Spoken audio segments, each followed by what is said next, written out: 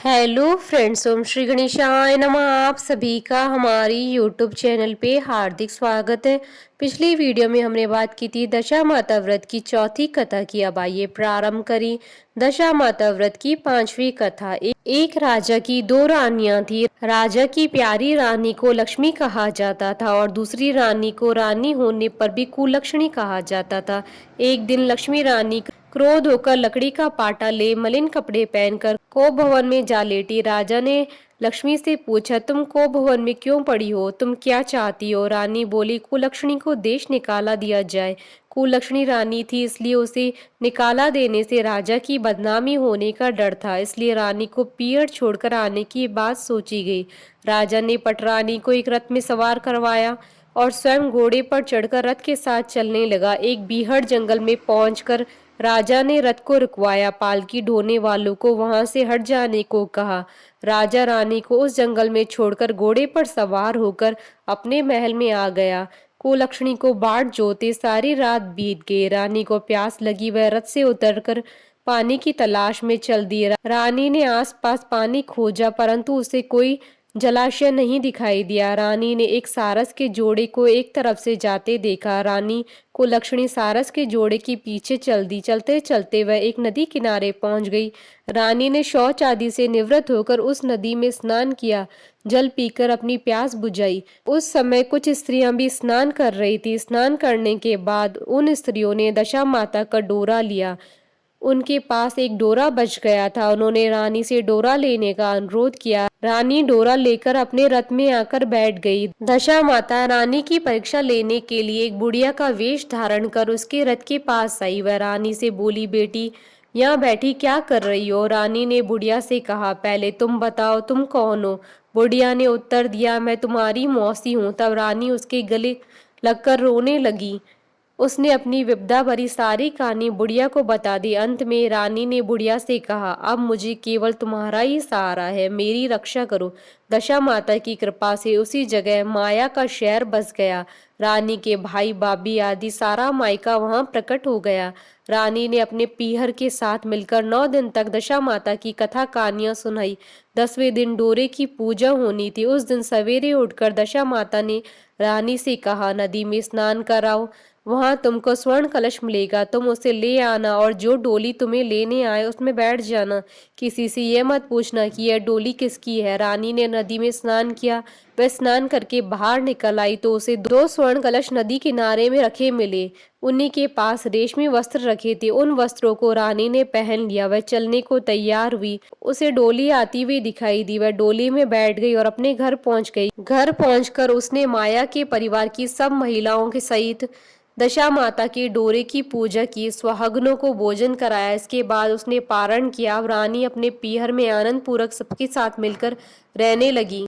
इधर कुछ समय बाद राजा को रानी कुलक्षणी का ध्यान आया। राजा ने विचार किया कि जिस दिन से मैं रानी को जंगल में छोड़कर आया हूँ तब से उनका कोई समाचार नहीं मिला। चलकर देखना चाहिए कि रानी कुलक्षणी का क्या हाल है। मंत्रियों ने राजा को समझाया कि अब रानी से मिलना आपके लिए ठीक नहीं होगा, परंतु राजा ने मंत्रियों की बात पर कोई ध्यान नहीं दिया। वह घोड़े पर सवार होकर उसी स्थान पर पहुंच गया जहां पर रानी को छोड़कर आया था। राजा को यह देखकर बड़ा आश्चर्य हुआ कि यहाँ तो सघन वन था परंतु अब यहाँ रमणीक बस्ती बसी हुई है। राजा ने लोगों से पूछा, ये कौन सी नगरी है? लोगों ने उसे बताया कि यह कुलक्षणी का नगर है। अब तो राजा के आश्चर्य का ठिकाना न रहा। वह बार बार सोच रहा था कि क्या यह नगर मेरी पटरानी कुलक्षणी द्वारा बसाया गया नगर है। राजा ने कुलक्षणी के महल के पास जाकर सूचना भिजवाई कि उनसे अमुक देश के राजा मिलना चाहते हैं। रानी ने राजा को पहचान कर मिलने से मना कर दिया, परंतु मौसी ने उसे समझाया कि हिंदुओं में पति परमेश्वर माना जाता है, तुम्हें यही उचित है कि तुम यथाशक्ति उनका आदर सत्कार करो। मौसी के कहने पर रानी कुलक्षणी ने राजा को महल में बुलवाया। दोपहर को राजा को भोजन पर बुलाया गया। राजा के साथ नाई भी था।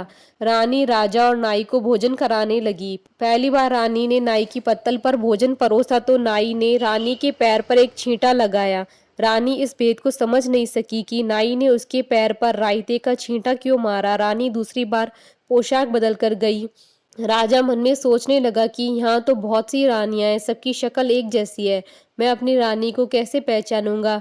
डेरे आकर राजा ने नाई से कहा, यहाँ तो कई रानियां हैं, मैं अपनी रानी को कैसे पहचानूं। नाई बड़ा चतुर था, वह बोला, रानी तो एक ही है, परंतु वह पोशाक बदल बदल कर हमारे सामने आ रही है। राजा ने नाई से पूछा, तुम्हें कैसे पता चला कि रानी एक ही है। नाई बोला कि मैंने उनके पैर पर रायते का छींटा मारा था, वह 3 बार कपड़े बदलकर हमारे सामने आई, परंतु वह छींटा उनके पैर पर तीनों बार लगा हुआ था।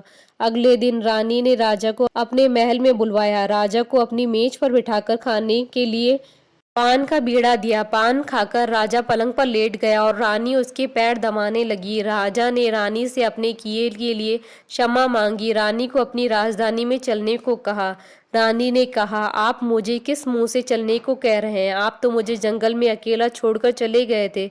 आप तो दूसरी रानी के कहने में आकर मेरा परित्याग कर चुके थे। यह तो मेरी मौसी का किया हुआ है, उसी के कारण यह सब वैभव मुझे प्राप्त हुआ है, वरना आप तो मेरा सर्वनाश कर चुके थे।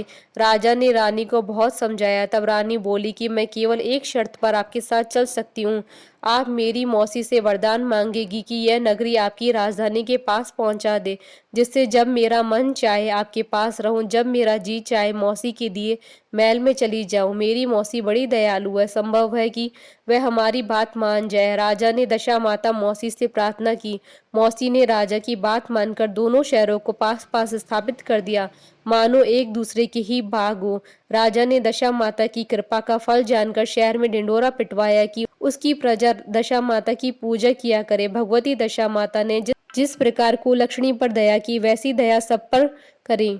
बोलिए दशा माता की जय। आशा करती हूँ कि आपको दशा माता व्रत की 5वीं कथा का ये वीडियो पसंद आया होगा, तो आप इस वीडियो को अधिक से अधिक लाइक और शेयर कीजिएगा, ताकि सभी भक्तों को इस वीडियो का लाभ प्राप्त हो सके। आप हमारे चैनल को सब्सक्राइब जरूर कीजिएगा अगर अब तक नहीं किया है तो, ताकि आप और हम कनेक्टेड रहें। साथ ही प्रेस करना ना भूलिएगा बेल आइकन को, जिससे नए वीडियो से रिलेटेड नोटिफिकेशन आपको तुरंत प्राप्त हो सके। ओम श्री गणेशाय नमः।